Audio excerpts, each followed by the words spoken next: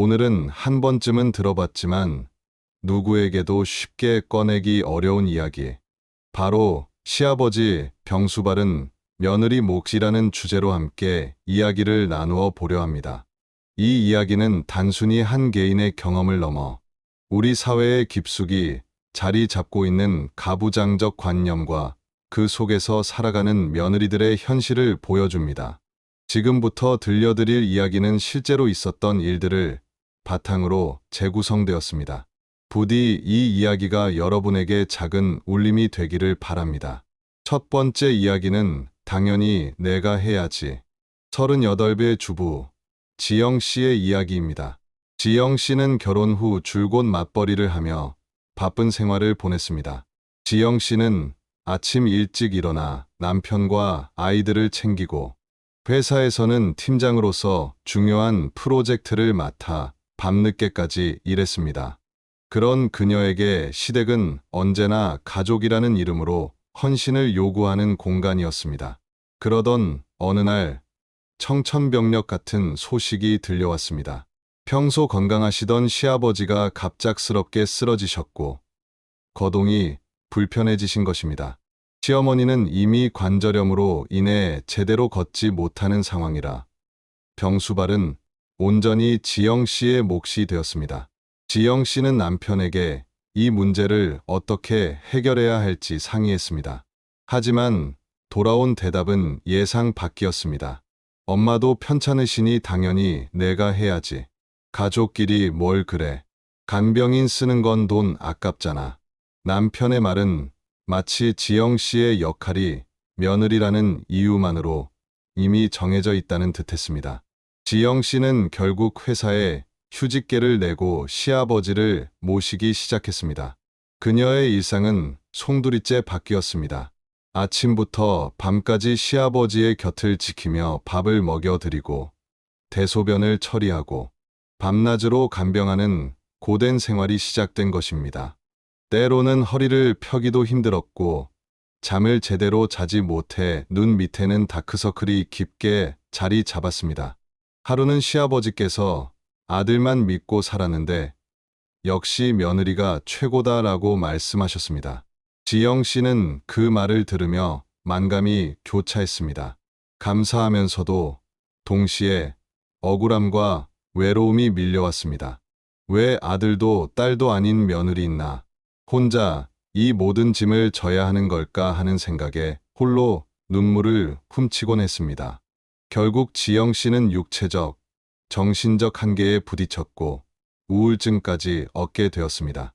그녀의 희생은 가족의 평화를 지키는 것처럼 보였지만 사실은 지영 씨 자신의 삶을 갉아먹는 일이었습니다.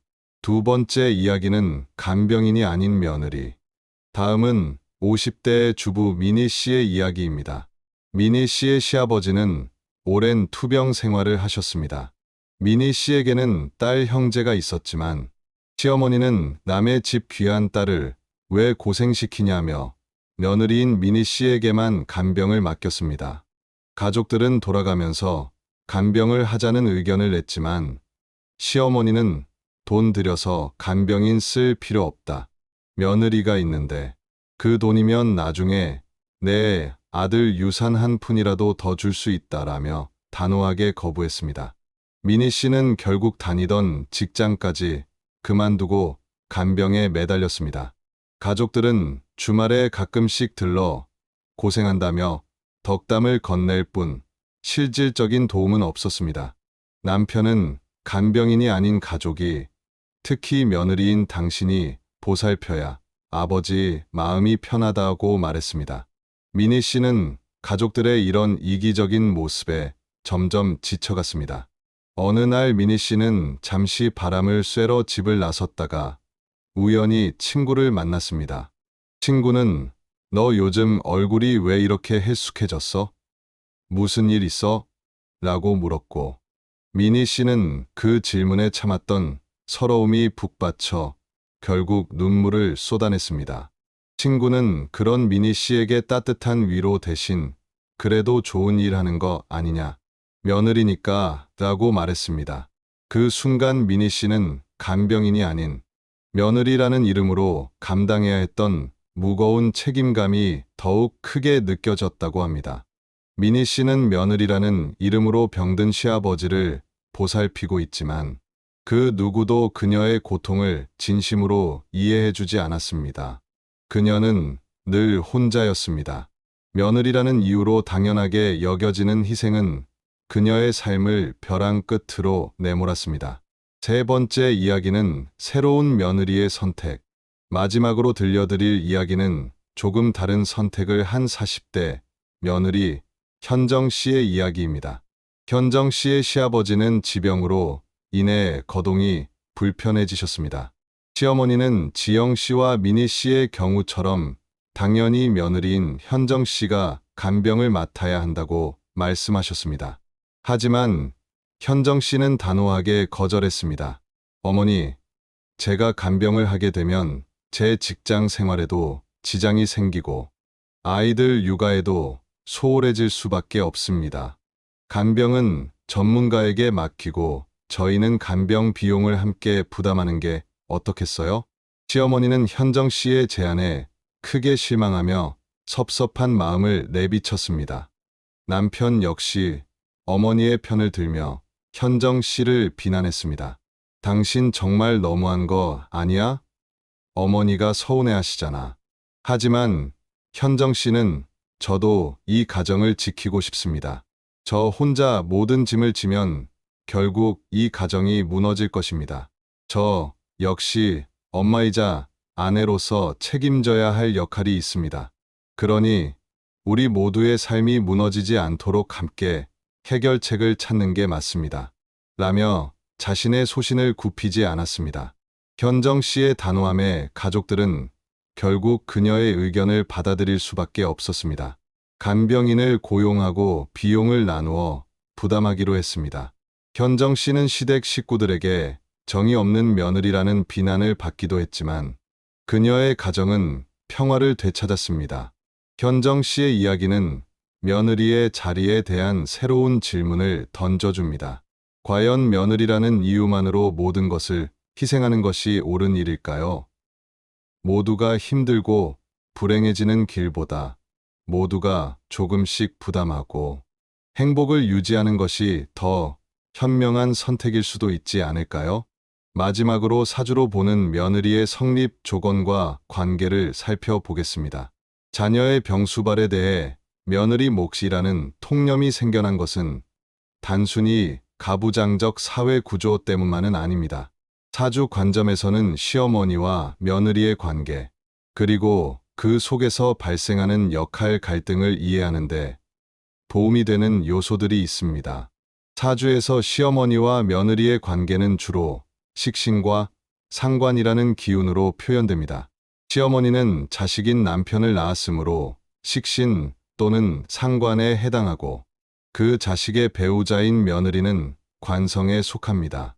이 관계는 단순히 고부 갈등을 넘어 서로의 기운이 충돌하거나 상생하는 복잡한 관계를 보여줍니다.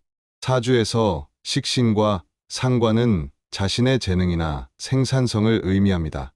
시어머니에게는 자식인 남편이 자신의 재능을 펼친 결과물로 해석될 수 있습니다. 반면 며느리는 관성에 해당하며 남편과의 관계를 통해 형성된 가족 구성원입니다. 이때 시어머니의 식신상관 기운이 강하면 며느리에게 자신의 기대치를 투영하거나 자신의 삶의 방식을 강요하는 경향이 나타날 수 있습니다. 며느리니까 당연히 해야 한다는 통념도 이러한 기운의 충돌로 인해 발생할 수 있습니다. 또한 며느리의 사주에 관성이 강하게 자리 잡고 있다면 책임감이 강하고 가정에 대한 헌신이 깊어질 수 있습니다.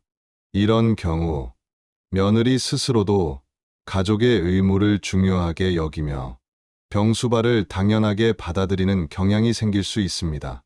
반대로 자유롭고 개성이 강한 식신이나 상관 기운이 발달한 며느리라면 지영 씨나 미니 씨처럼 희생을 강요받는 상황에 고통을 느끼거나 현정 씨처럼 자신의 목소리를 내며 다른 해결책을 찾으려 할 수 있습니다.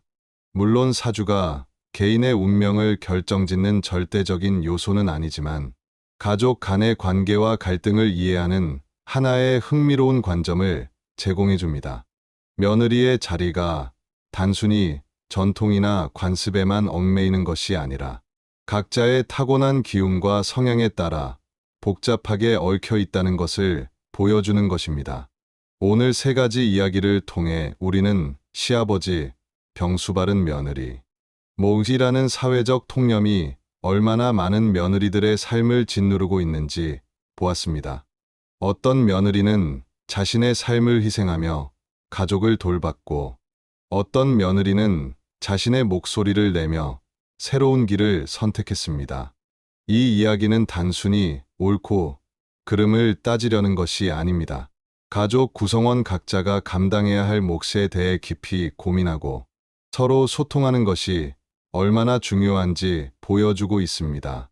또한 한 개인의 희생을 당연시하는 사회적 관념이 더 이상 통용되어서는 안 된다는 메시지를 전하고 싶습니다. 여러분은 이 영상을 보시고 어떤 생각을 하셨나요? 이 시대의 며느리에게 당연한 희생은 어디까지일까요? 구독하시면 다음에도 더 의미 있는 이야기로 찾아뵙겠습니다. 감사합니다.